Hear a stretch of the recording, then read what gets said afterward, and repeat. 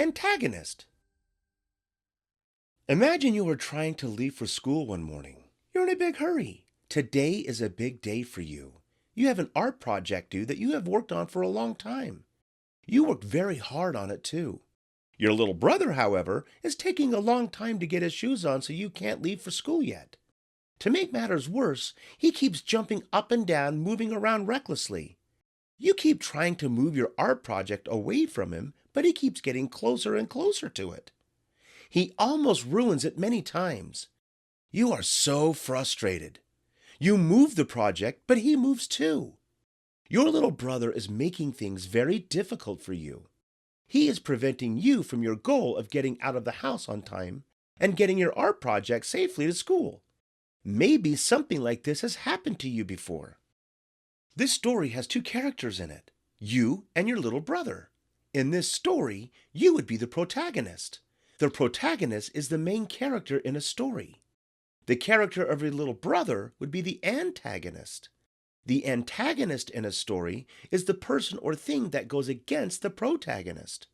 Your little brother, or the antagonist in this story, is causing you, the protagonist, to struggle.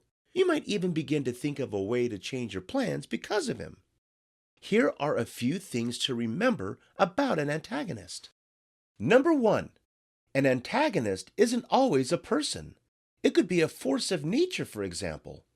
The antagonist in a story about a natural disaster could be a tornado, while the protagonist is someone trying to get out of its path.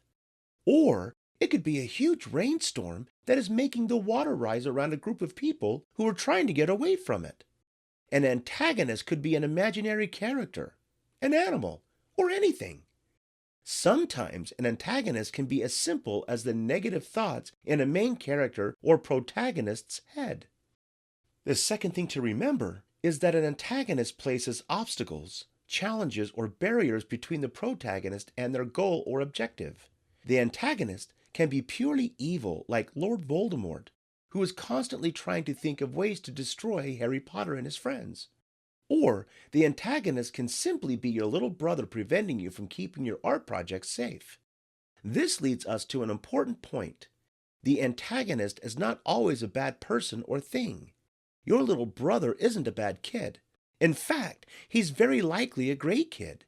He may not even be aware that he's making life harder on you.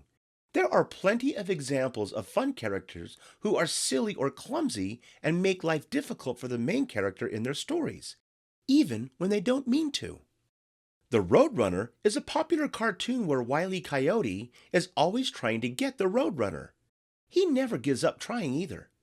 Wile E. Coyote isn't necessarily a bad character, but he is always putting obstacles in the Roadrunner's way. This makes Wile E. Coyote the antagonist in this cartoon. The third thing to remember is that an antagonist can also be found in TV shows, movies, plays, and even comic books. Let's look at this list of fairy tale characters: Robin Hood, Snow White, Cinderella, and Little Red Riding Hood. Do you know what each of these characters have in common? If you said they are all the main characters or protagonists in their stories, you're right. Now that we have identified the protagonist in 4 different stories, let's see if we can identify the antagonists. Let's take a closer look at these stories.